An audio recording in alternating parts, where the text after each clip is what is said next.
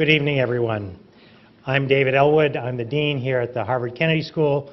Welcome to the John F. Kennedy Jr. Forum. Tonight, we have a special speaker, President Alvaro Uribe of Colombia. Tonight's talk is the second in a series of forum events, which includes 3 world leaders in a very short time. Last night, we hosted the Prime Minister of Kenya. Next Tuesday, we will have the President of Indonesia. But tonight, we have the President of Colombia, President Uribe. Before I turn it over to the President, I would like to thank some individuals for their fine work here and for who have helped make this evening possible. First, I'm going to mention a few of our dignitaries in the audience. I'm sure I will miss many.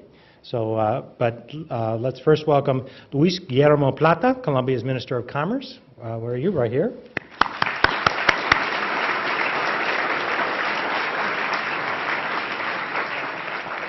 The Honorable Carolina Blanca, the Colombian Ambassador to the United States.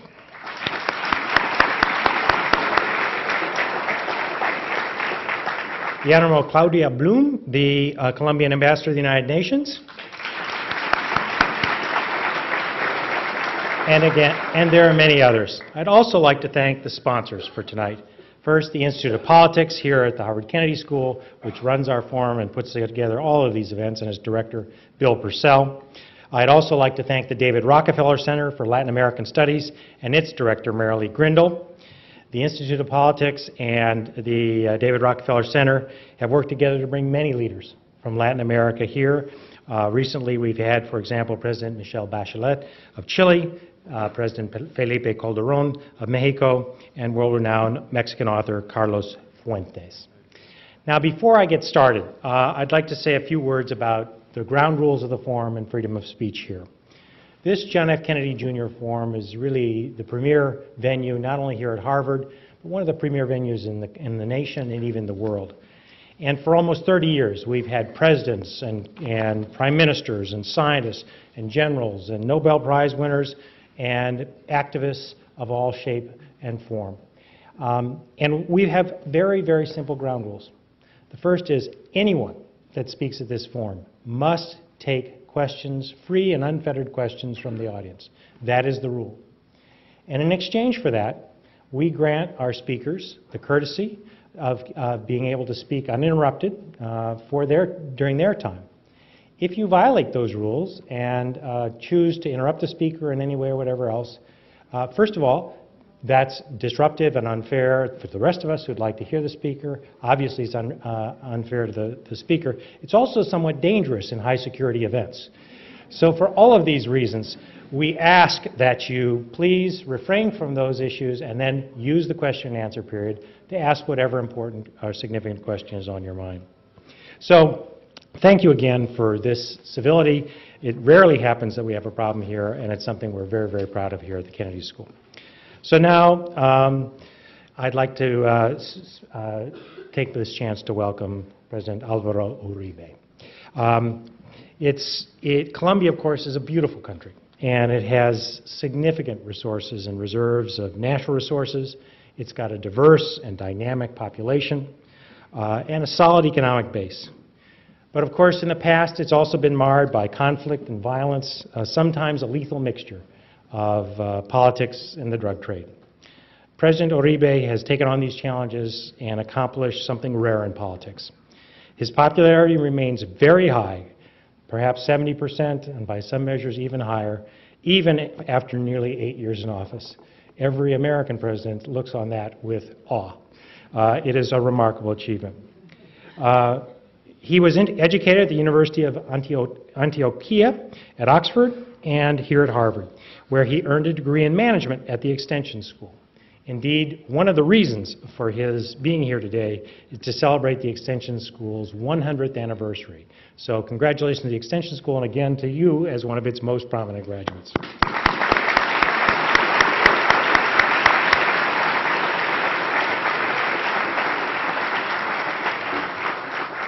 He has served in various administrative capacities throughout his life. He has devoted his life to public service. He's been the mayor of Medellin, his birthplace, and the departmental government of Antioquia. He's been a senator representing those areas and done a great deal. As governor, he cut the government workforce. He even cut the fleet of cars, and he put the savings into broadening the education system. As governor, he also improved infrastructure and sought to crack down on drug-related kidnapping.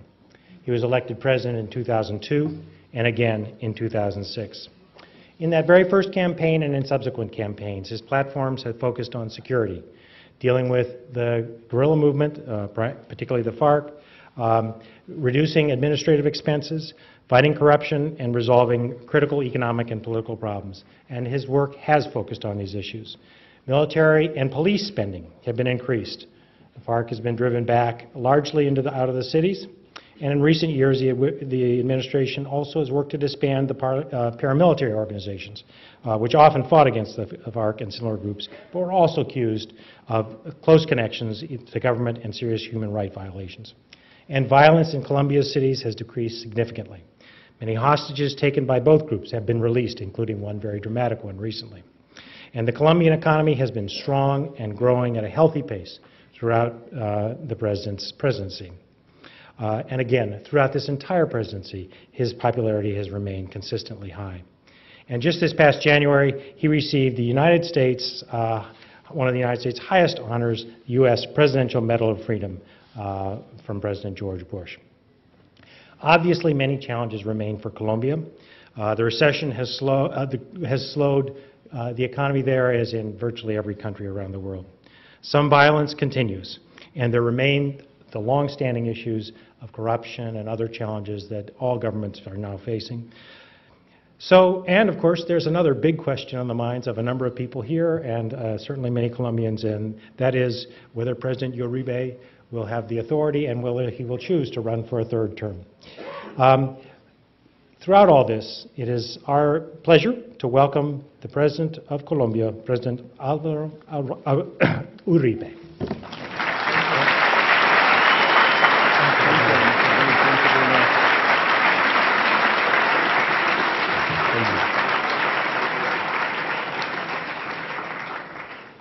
Mr. David Elwood, Dean of the Harvard Kennedy School, Mrs. Mary Lee Grindle, Director of the David Rockefeller Center for Latin American Studies, Jackie O'Neill, University Marshall, Ambassador Barco, Minister Plata, Ambassador Bloom, students Viviana Taboada, Mrs. Alicia Arango, Chief of Staff in the Presidency, journalists. It is a great honor for my delegation and for me to be this evening with you. Thank you for this invitation. And I want to repeat my congratulations to the Harvard Extension School for this first centennial. You have done a very good job.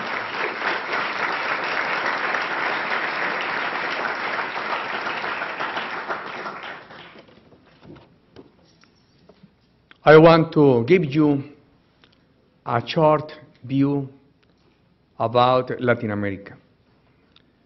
My belief is that we are in the wrong discussion about left or right. This is an outdated debate, obsolete, impractical. Instead of that, now that every country in the region says that it rotates around the democratic rule, our vision is that instead of this division, we need to promote democratic values for our democracies to become the most modern in the world. We speak about 5 democratic standards: freedoms, security, social cohesion, independent institutions, and people participation. People participation is the most important requisite for any country to get transparency. Participation and transparency create confidence. Any solid democratic nation needs confidence. This is the outline of our thinking about Latin American countries. My country, Colombia. When I was presidential candidate in the year 2000, 2001, and I went to the universities, I used to ask the students, have you thought to leave Colombia? And many of them raised their hands. And I asked one second question, have you thought to leave Colombia forever without return ticket? And many more raised their hands. 4, we made a decision to choosing one word as the leading word for our campaign, as the leading word for our government, confidence. The leading word is to create confidence in our country. Upon 3 pillars: security with democratic values, with freedoms, security for all Colombians.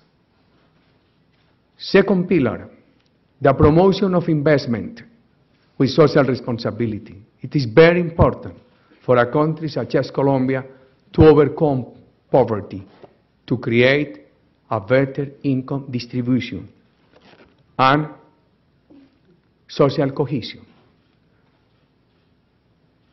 Many of my fellow country citizens thought that the only way for our country to make progress in peace was through the widening of social coverages.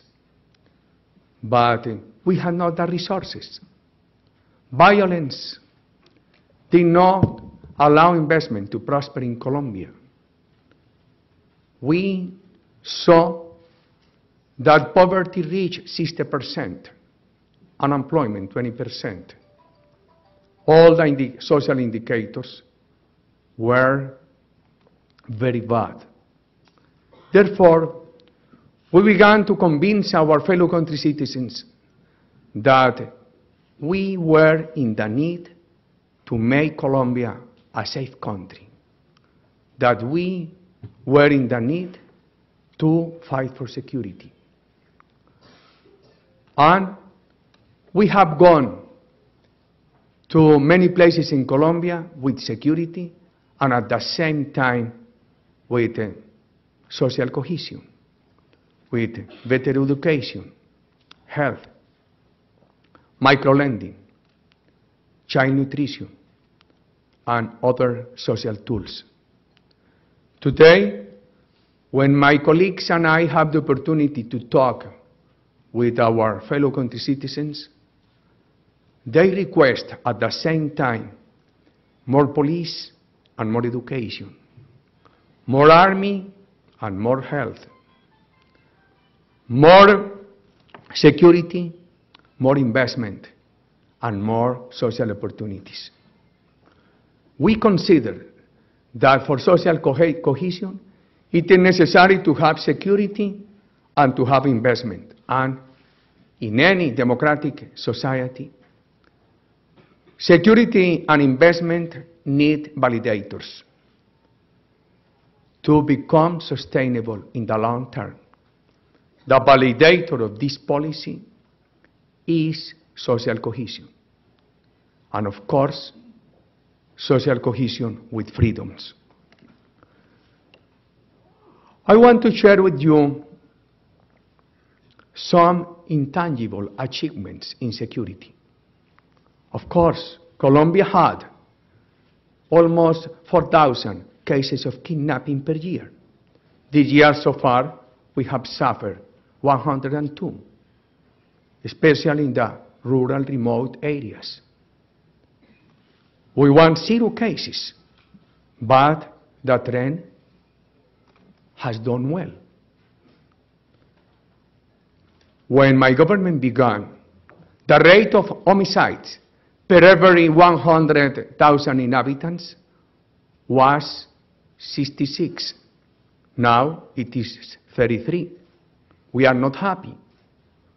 We need to take it down with much more speed.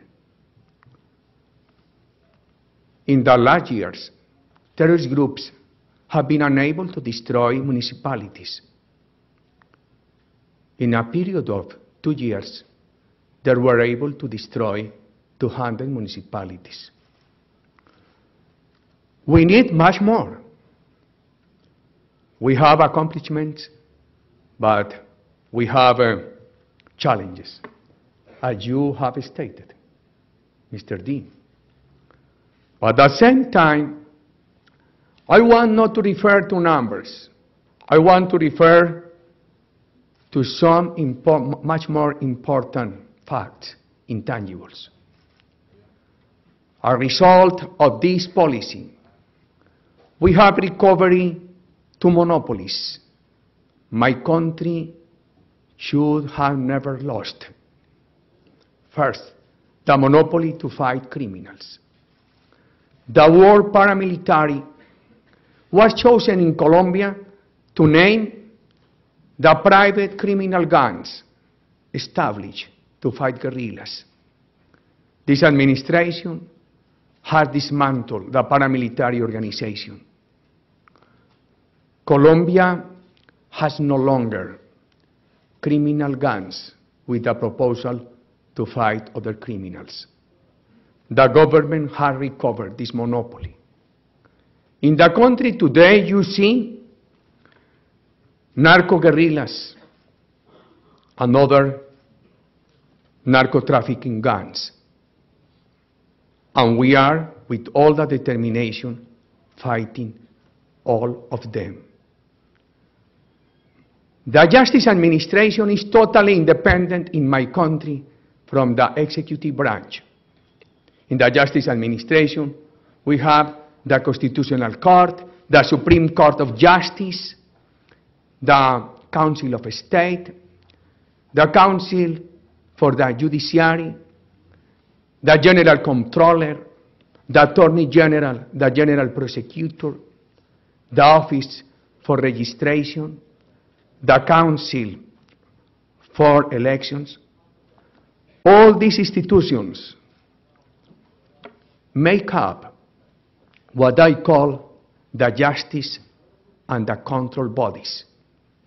All are independent from the executive branch, and at the same time, everyone is independent of the others. Although the Justice Administration has been independent in my country, the terrorist groups, guerrillas and paramilitaries had displaced and replaced the Justice Administration in many places of the country. Our government, with the policy of democratic security, has recovered the monopoly for the Justice Administration. Colombia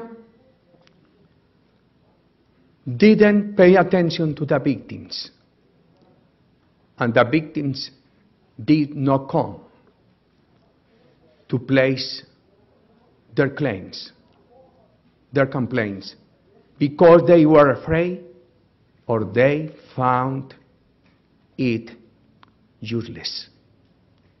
Now the victims are confident.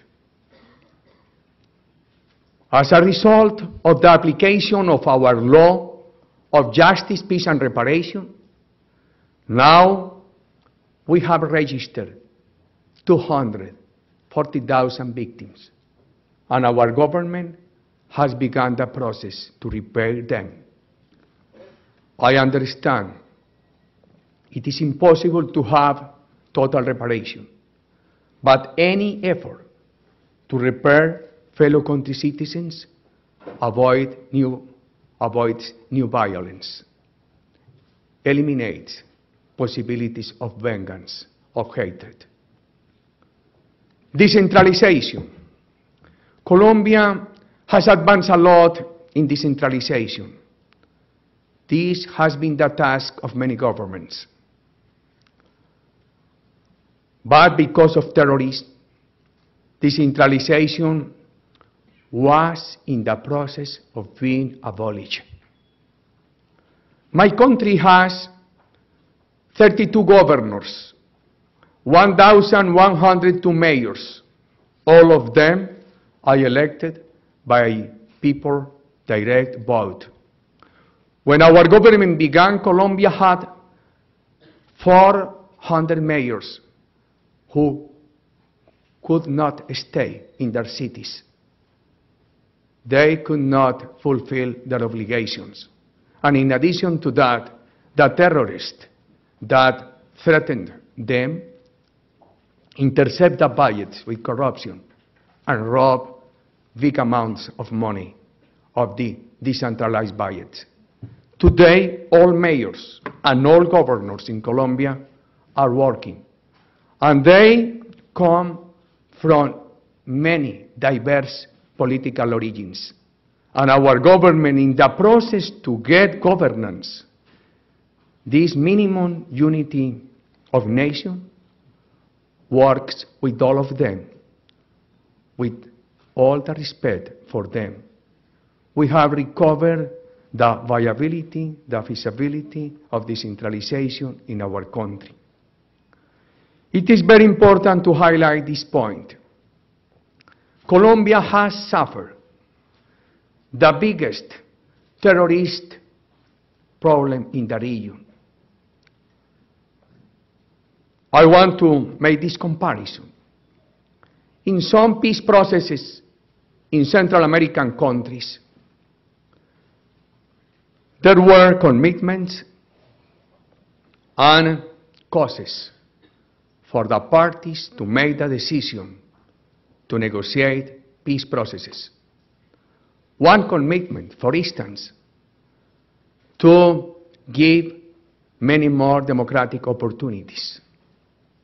Colombia is a white democracy without restrictions. It is very important to be taken into consideration.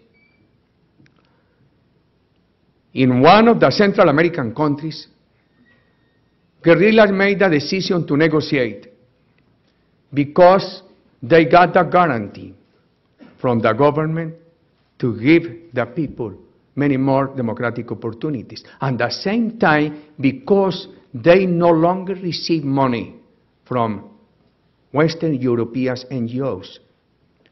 The Colombian terrorist groups are very rich and, of course, self-sufficient because of the illicit business of drugs. You understand how difficult it is to fight these people. These people do not depend on the international community. They are wealthy criminals. And this has been a great obstacle for my country to gain peace.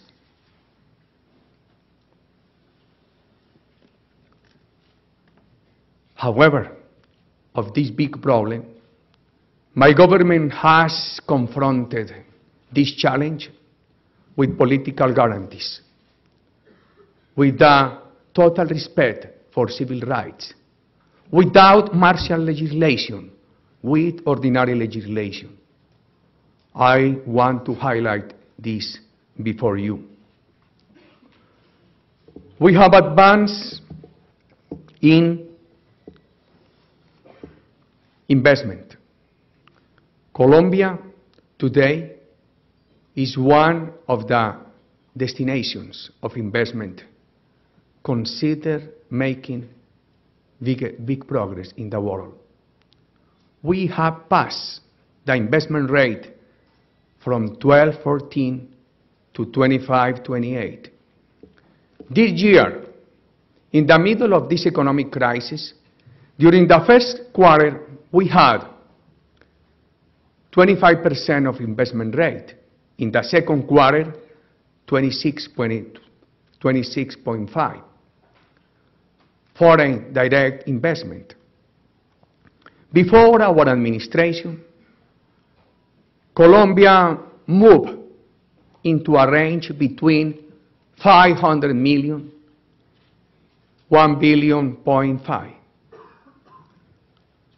During our administration, in the last years, the range has been between 6.5 billion and 10.6.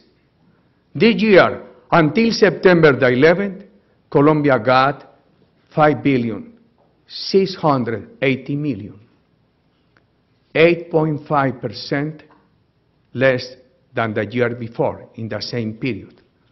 But when we compare with the world, we need to know that in the world, the foreign direct investment has dropped this year by 42%.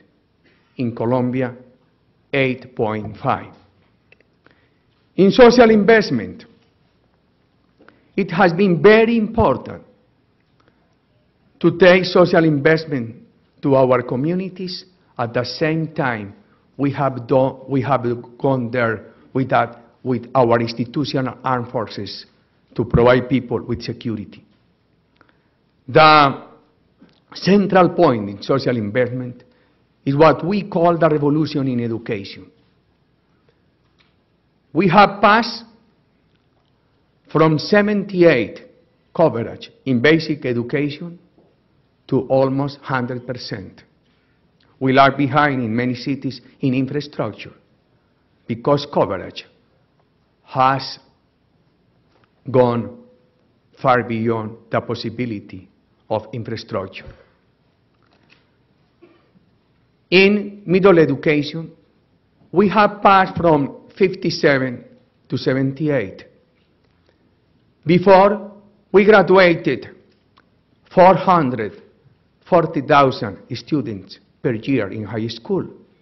Now we graduate 650,000 students in high school.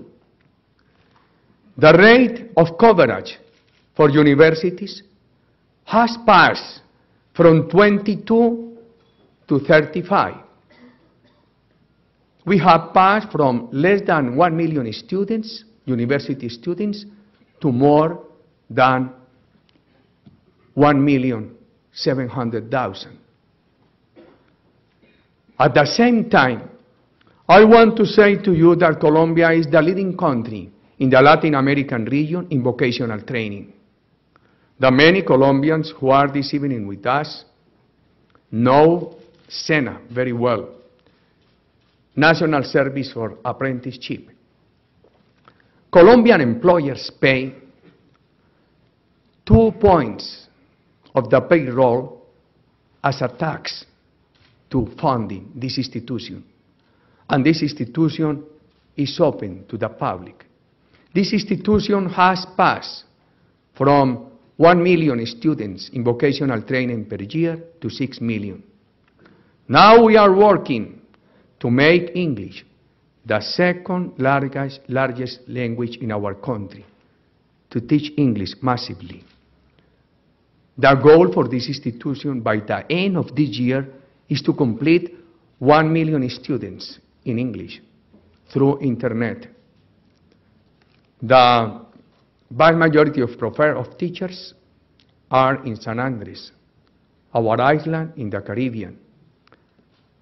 Our fellow country citizens who live there speak Spanish and English as well, and the two are their mother languages.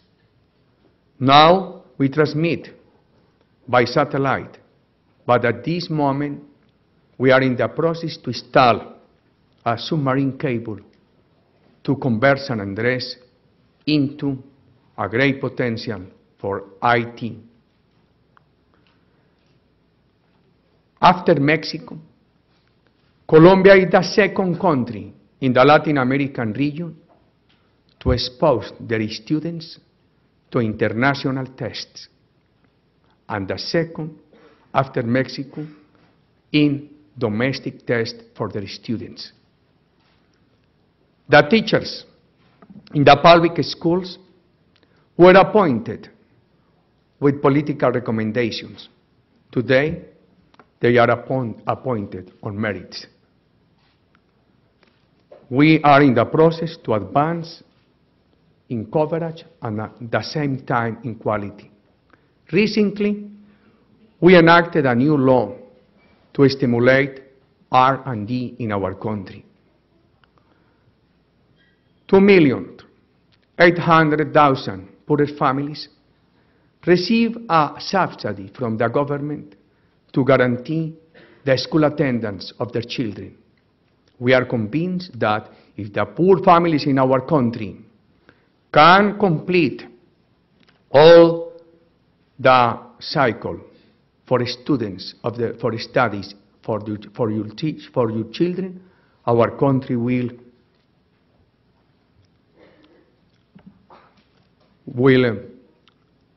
overcome poverty, and our country will create conditions for a better income distribution.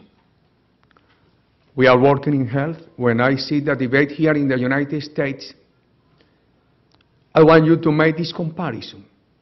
Colombia, with 46 million people, has 41 million with health insurance.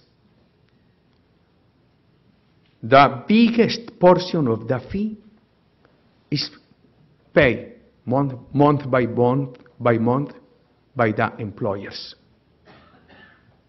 Of course, we have problems. In many areas of the country, we need to improve the hospitals. We have two systems, one for the formal workers and the other for the informal workers. And the second one is less ambitious. In the coming future, my country has to spend more money to make the system for the poorest people equal than the system for the formal workers. We are working in microlending. We have a system that we call Bank of Opportunities. It is made up of all the banks, private and public, first and second floor. We coordinate the programs, the government supervises, and the government regulates. During our second term, we have provided microlending to 4,500,000 families. 1,200,000 for first time have received institutional microlending. Before, they were engaged in the black market of usury. One of our main goals is to give Colombians the possibility to exit the black market and to engage in the institutional bank of opportunities. When my government began, many people said, as my fellows who are in the streets have said this afternoon, Uribe paramilitar, Uribe fascista. This is the government that has recovered freedoms in Colombia, effective freedoms. Freedoms were restricted not because of the governments. Freedoms were restricted because of the advance of the terrorist groups. Before my administration, we had years when 15 journalists were killed in Colombia. In the recent years, we had 3 years without one single case. This year, unfortunately, we have suffered 3 cases. But we are fighting the hardest we can to give journalists all the effective freedom they need in our country. I have figures regarding the trade unionists, but I want not to make you fed up with statistics. I understand we need time for your questions. It is very important to consider this. We have fought terrorist groups with all the determination, but in accordance with the tradition of my country, we have been generous with those who have demobilized.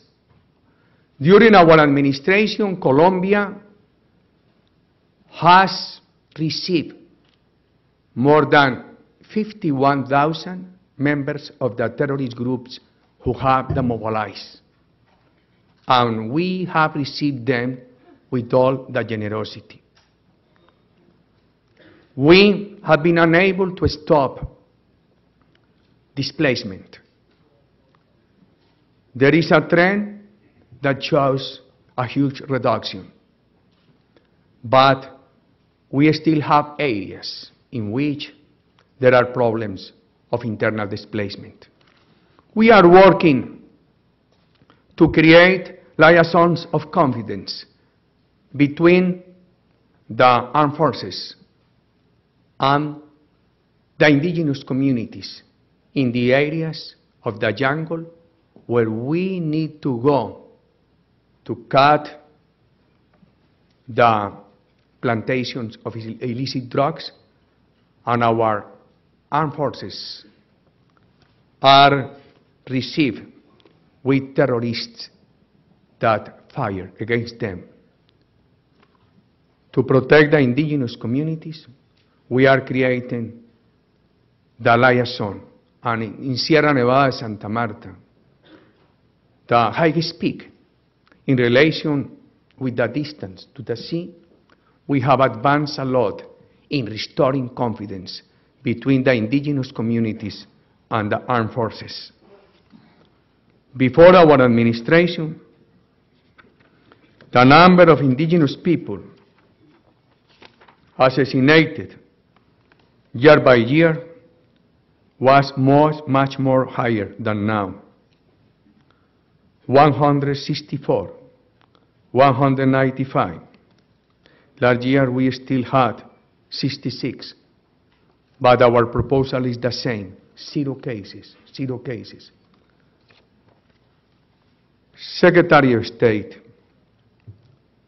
Madame Hillary Clinton, asked me 2 months ago, Mr. President, you see that the policy you have implemented is irreversible? My answer was not. It is very fragile. We need to give continuity, to give this country the possibility for this kind of policy to continue. I remember that the last civil war declared in Colombia ended in the year 1902. The next year, Panama got its independence. Our country was very depressed, and we had years of peace until the middle of the 40s, when new expressions of violence began again. Since the middle of the 40s of the last century, Colombia has had many generations that have not enjoyed one single day of peace. Different kinds of violence. But I want to call your attention for your questions, and Mr. Dean, it is a great honor for me to be here, and of course, as your rules and my willingness, I am ready to receive the questions.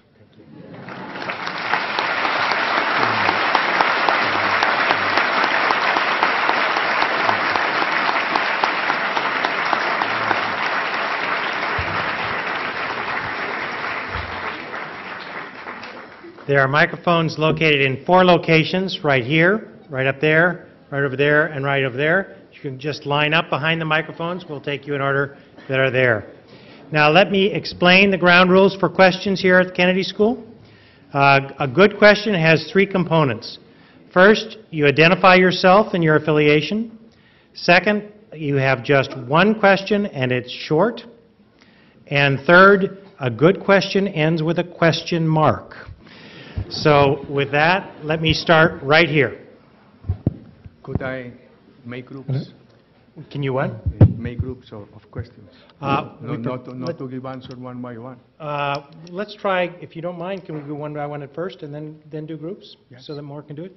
Okay, here we are. Thank you. First question. Many thanks, Mr. President. First of all, congratulations for these accomplishments, many of which, of course, would not have been possible without your leadership. And my question is a short one. What will be your advice to the person who shall replace you as president in less than a year's time? What? ¿Cómo la pregunta? ¿Qué? What? Could you repeat your question, please? Yes, I can. My question is, what will be on the basis of those accomplishments you have just presented upon us? What will be your advice to the person who shall replace you in less than a year's time? Thank you.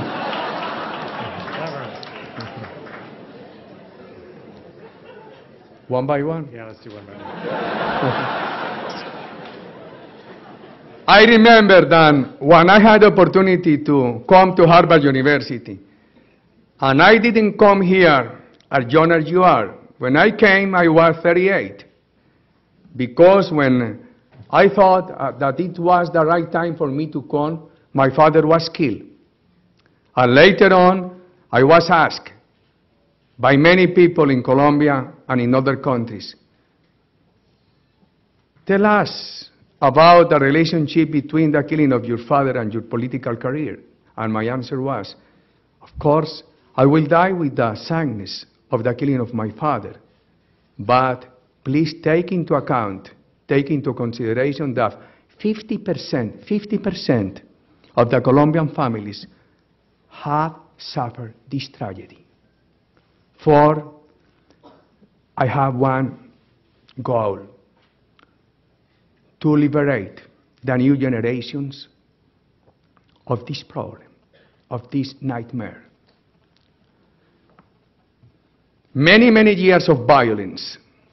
It is difficult to overcome the problem in few years of government. Therefore, what we need is to give continuity to these policies. Dialectic continuity. I remember Professor Michael Porter at Harvard University, when he for first time spoke about competitiveness. And I remember that he wrote, you need to define goals. You need to mark a path. You need to introduce adjustments, but within the path, without stopping the process and without abandoning the path. I cannot advise my successor. Advising successors has created problems in Colombia and here in the United States. I want to advise the voters like you. My advice for the voters is to give this policy the opportunity to continue in our country. Security with freedoms, investment with social responsibility, and social cohesion. And of course, what I can do is just to invite the voters. Thank you.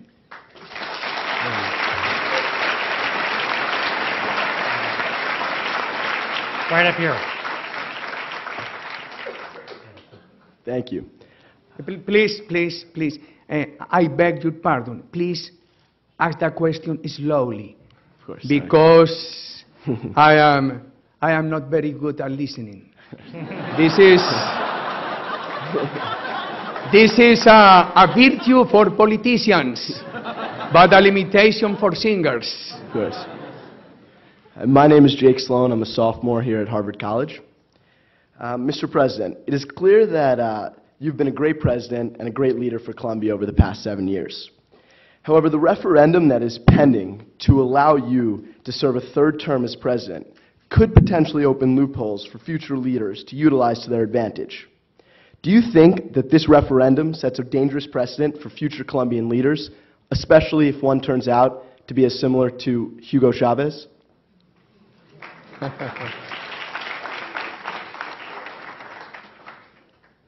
I will not to speak about other presidents in the region, but I will speak to our values, and later on you will make a comparison. In Colombia, we believe in independent institutions. Of course, independent institutions does not mean to restrict deliberation. I believe in the combination of independent institutions and permanent debate. Deliberation is necessary in every democratic society. Second, we have independent Congress, independent justice administration, independent governors, independent mayors, independent bodies to control the budget, the administration, independent central bank, free media, totally free media. And I have all the respect for independent institutions, not only for our Constitution, but also, and much more, for my soul, for my democratic soul. Therefore, the problem is not with the institutions. Other value in our country. We believe in free private initiative. We believe in the advantages of the entrepreneurial spirit. Other countries disbelieve in this possibility. We don't believe in the creation of state monopolies at the expense of the freedom of private investors to make the Congress progress. For us, private investors, when they fulfill social responsibilities, constitute a very effective way for countries such as Colombia to overcome poverty and to create a better index of opportunities. We are not in the process to nationalize and to restrict the media. In Colombia, you find a media that enjoys all the freedom. For these are our main values. If I were asked, what are your two main goals for the economy? My answer would be markets. We need access to as many markets as we can.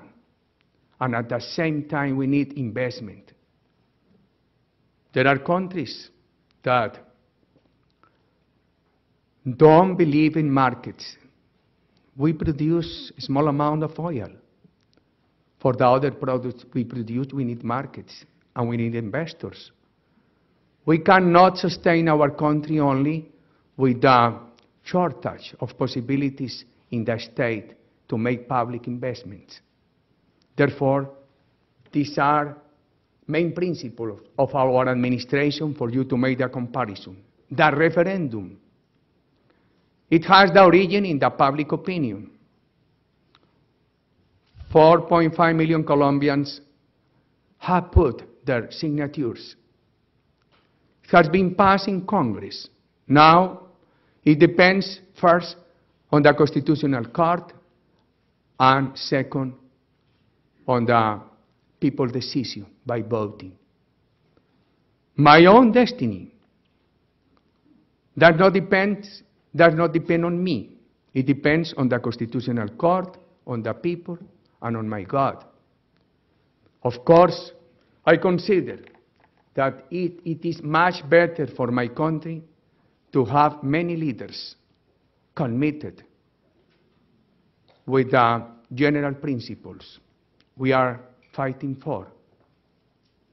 But at the same time that I believe in a plural numbers of new leaders, we need to assume political responsibilities, because we have the right to host suspicious. Why? Because we have lived many, many years of weak governments. You will make the comparison, and you will, once you conclude the comparisons, you will add to my answer, but I cannot, because I need to be firm and prudent, and I cannot, here and everywhere while I be president, I represent the dignity of my country, and I have to respect the dignity of my neighbors, of my fellow country citizens of other countries.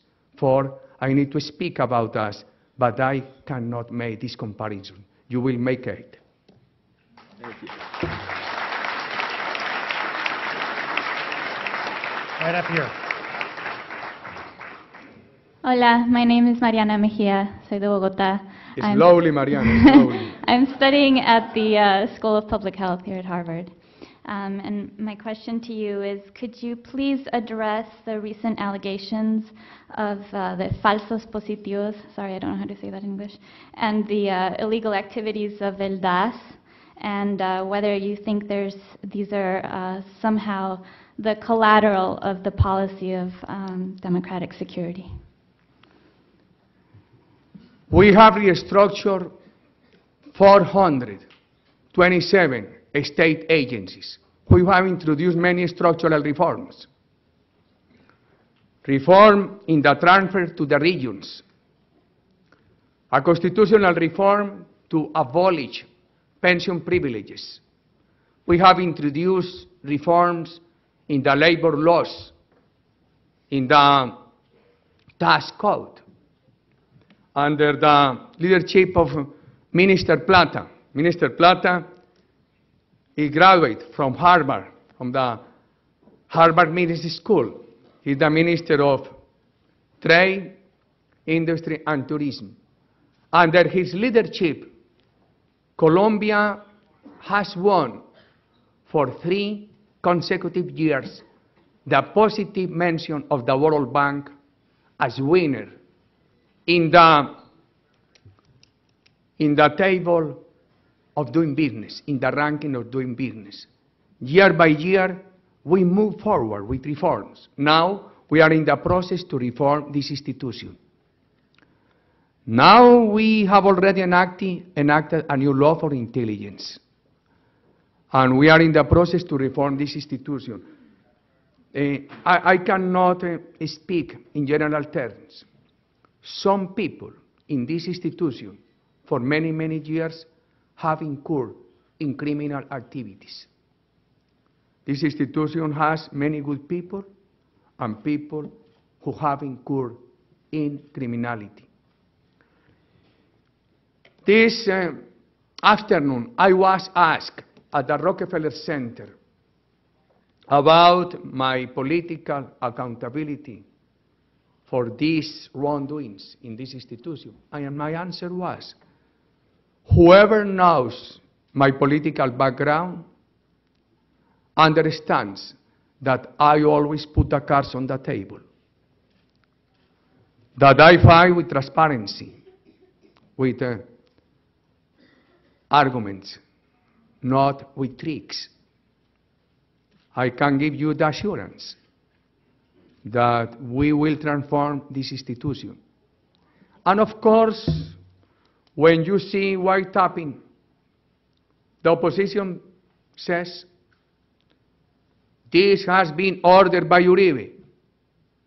And they enjoy all the freedom to say whatever they want against me.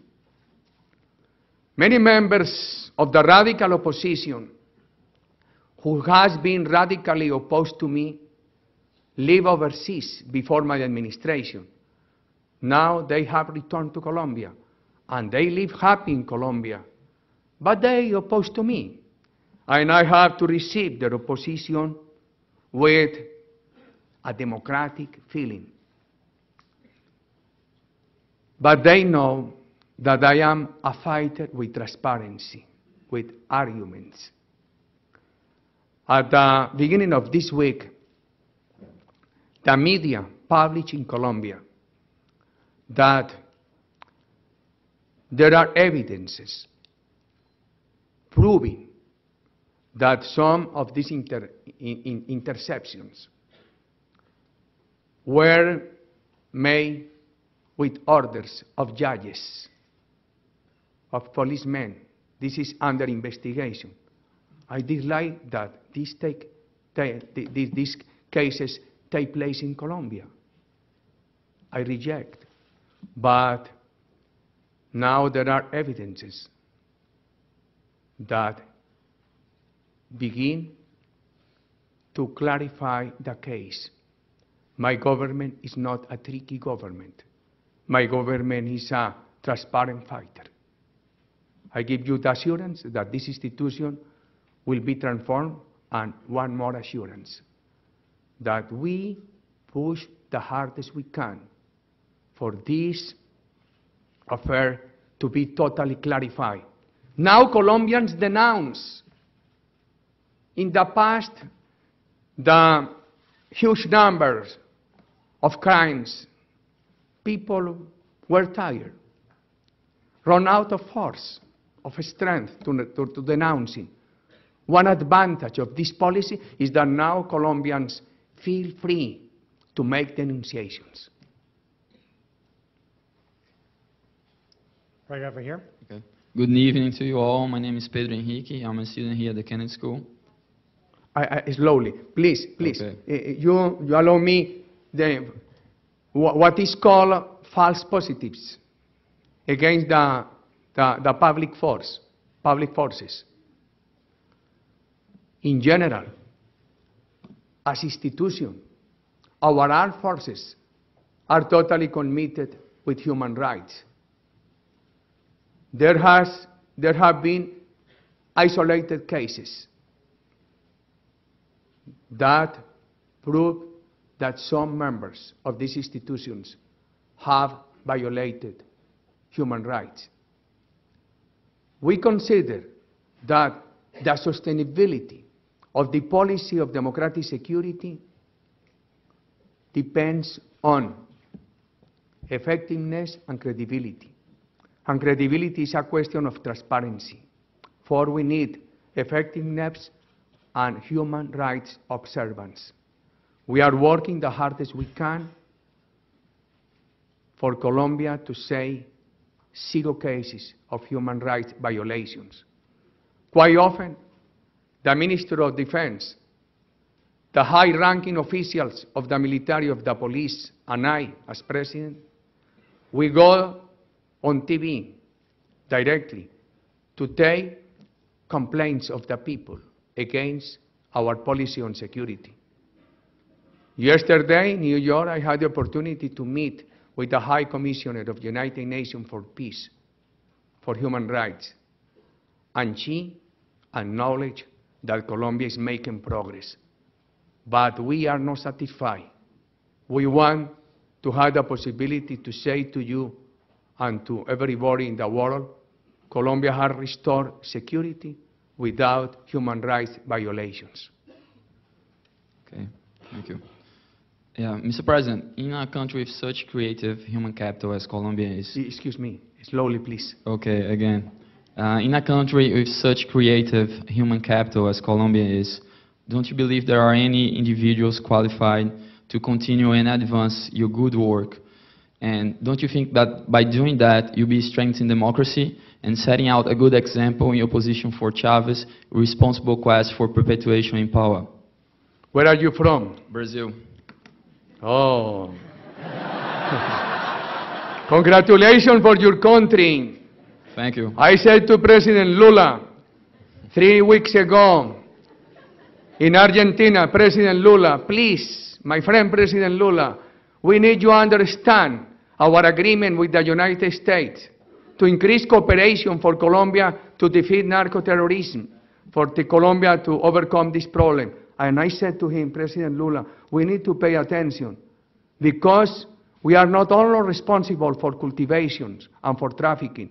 Many people in our country are beginning to consume illicit drugs. My country, at the beginning, Colombia was considered a country for trafficking. After there appeared 5,000 hectares of cultivation, and we reached, in accordance with the report of our police, 400,000 hectares of cultivation. Regardless the efforts made by my predecessor and by my government, effort in spraying, in manual eradication, in legal activities for income replacement, we still have in between 80,000 and 90,000 hectares. We have suffered a lot. Brazil, fortunately, and I feel good envy. You have not suffered this problem. Colombia has many, many good people, but Colombia has had many, many good governments. However, Colombia, regardless having had many good governments, Colombia has suffered this problem since the middle of the 40s of the last century. You will understand the reason of my concern. Of course, for the future of my country, it is much better to have many, many leaders committed with these ideas, with these fundamental ideas. But we need to guarantee the electivity of these policies. You need good guys, good leaders, being capable and being electable. Right here. Good evening. My name is Deanne DeGremmel. Slowly, please. I'm a senior at Harvard College. Thank you for being with us tonight. You mentioned decentralization, and I was wondering, what is your view of the relationship between decentralization and democracy? Between? Decentralization and democracy. And how can you ensure democratic local governments in areas that are unstable due to guerrillas? In Colombia, we have political decentralization. We elect the governors, the mayors. The collection of taxes by the regions and by the towns has the slightest portion. However, they spend 52% of the total budget of the state, 52%. Why? Because there are constitutional rules to transfer to them X amount of money, year by year. And they are decentralized for education, for health, and for other aspects. They are the representatives of the national government to coordinate the armed forces in their territories. But Colombia, fortunately, and it is very positive for Colombia, Colombia has one single police, the federal, I call the national police. When I have spoken with President Calderón of Mexico, and I expressed my admiration for the determination he has to fight narco-terrorism,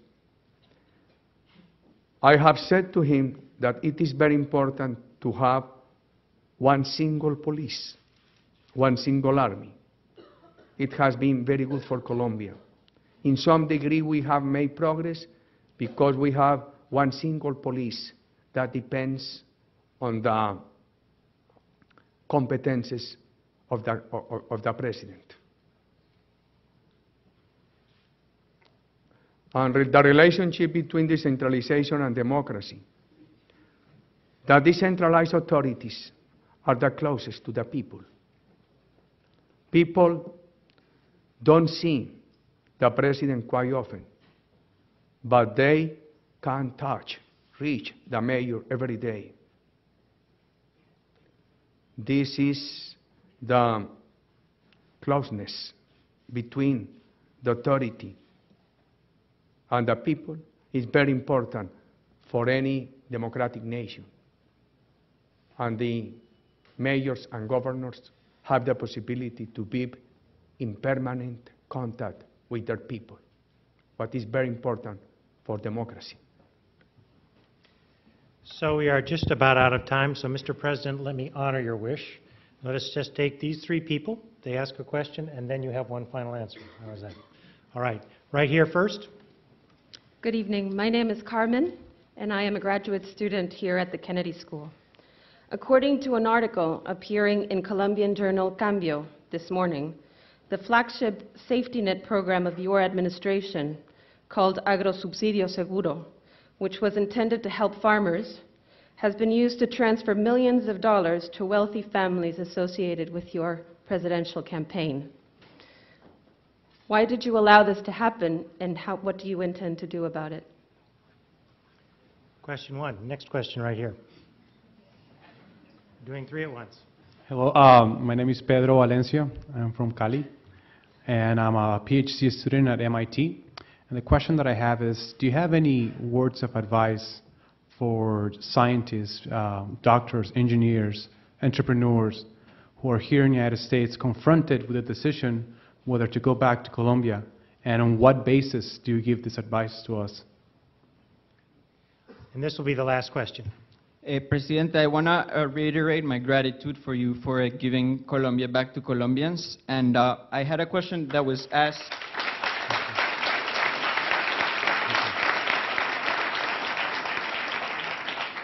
I had a question that was asked by a couple of people, so I don't want to repeat it, but I have a letter to you, and in keeping with ending the question with a question mark, can I bring it up to you? Of course. Why don't you wait and we'll grab it afterwards. Thank you very much. All right. All right, the first question. No, but I have been announced that I will have a meeting with some students who have written a letter for me later on, once the meeting finishes.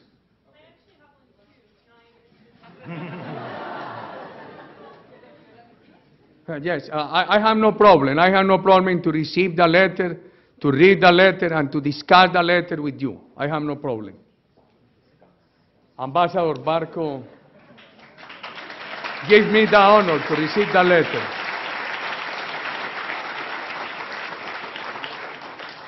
The democratic spirit has to be proven every day. The first question, yesterday, being in New York, when I was informed about the release, I called the current Minister of Agriculture and the former Minister of Agriculture. They said to me that they handle the assignment of the resources on the basis of merits. They call for competition every time they will assign, they distribute resources in accordance with this law. 3 years ago, after we closed negotiations with the United States on free trade, and the approval is pending in Congress, we promoted a new law to support the agriculture sector in Colombia. We call this law Agriculture Sure Income. Colombia has made a lot of progress in palm oil, in sugar cane, in many products. Colombia did not produce ethanol, and now is the second largest after Brazil.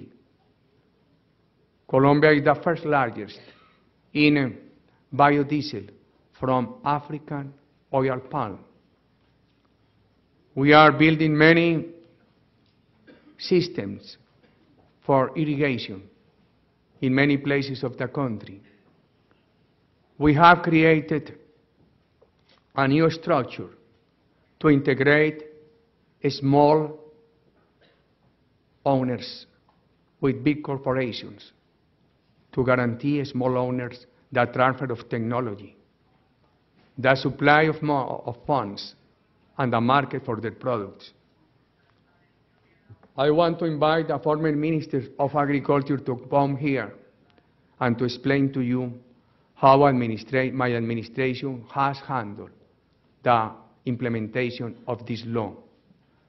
They said to me that they have satisfactory responses. I have never said in my life, please assign the resource to that people. For instance, our policy of families in action that gives subsidies to 2,800,000 poorest families in Colombia, I never asked who voted for me and who didn't. We assign the resources with transparency. The Minister of Agriculture who assigned the resources is a PhD from California, very well educated, with moral values. He's very young. He's 35. And he's democratic debater. I am certain that he will dispel any doubt about the handling of this new law. Fortunately, Colombia has this law. Your question was about? Scientists and why. Scientists. Recently, we approved a new law to strengthen conciencias. The amount of money assigned by government in Colombia to R&D has not been a significant amount. But research in Colombia has been very productive. With small amounts of money, researchers have gotten excellent results. With the new law, we are much more optimistic.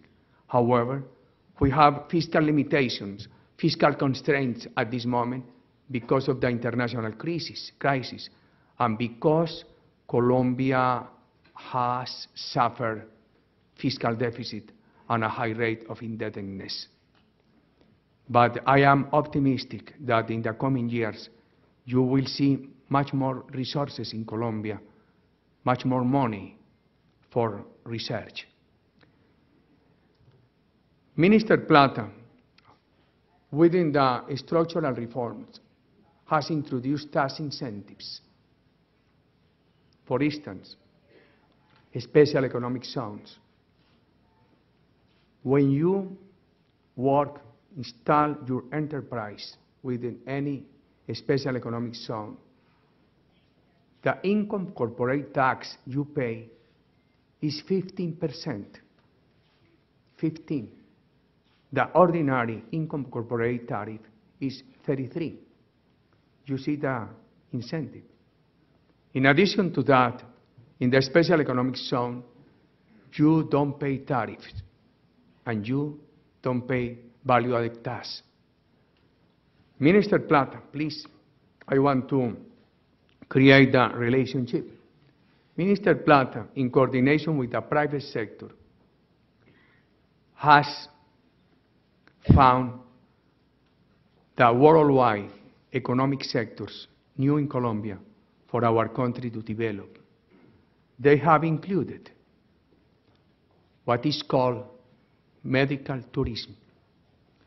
Many people in the neighborhood go to Colombia looking for medical services.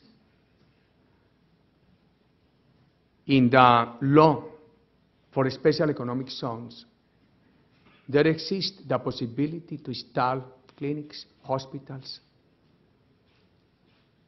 under the tax incentive of a special economic zone. In addition to that, Minister Plata, in coordination with the private sector, they have chosen other sectors cosmetics, medicines. Colombia is a country with a great potential of natural resources. 52% of our territory is still in rainforest. And our main contribution to the world fight against the climate change is to preserve the jungle. For we already have completed 100 families who were engaged in illicit drugs, and now they work as forest guards. And we pay to every family $2,000 per year. And they work under the supervision of United Nations. Our rainforest, our natural resources, our biodiversity make Colombia a great potential for new medicines, for new cosmetics. Besides that, Minister Plata has chosen other sectors, biofuels, what is the version of much more value in call centers? Business process outsourcing. We are optimistic that with the new sector and with the modernization of the old sectors, Colombia will give much more opportunities to those wanting to go back to the country. One commitment of my government is to guarantee my fellow country citizens that in the future, whenever they want to go overseas, they go free. They have not got to go because they are expulsed of the country, because they have to flee the country. What are your fears? Are you a medical doctor? I'm a chemical engineer. I'm a PhD student. But the thing is, I don't see the technology that we're developing here. I don't see it hasn't even started in Colombia. And I don't see the support of the government to PhD students. Please calm down. Speak with Minister Plata. Speak with your colleague at Harvard University. I invite you to speak with Minister Plata. If you allow me, Mr. Dean, Minister Plata could give us a short briefing about the new sectors in our economy. I think we're going to have to call it a day for your schedule, but people can speak with him afterwards, if that's all right. Okay. Thank you, We have to fulfill the rules. You will speak with them, with Minister Plata, just in a few minutes. Thank you, Mr. President. Thank you. Mr. President, thank you for being with us this evening. Well done.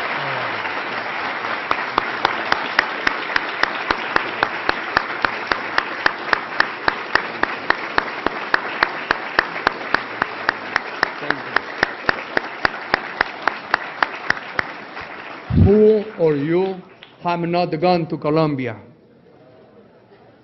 Please raise your hands. Raise your hands. Raise your hands if you've not been in Colombia. Now we want to invite all of you to visit Colombia and to enjoy Colombia.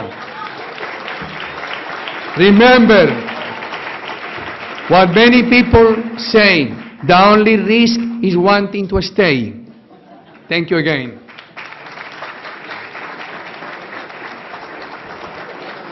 Thank you again for being here, all of you, and have a safe journey to Colombia when you go and visit. Thank you. Thank you again.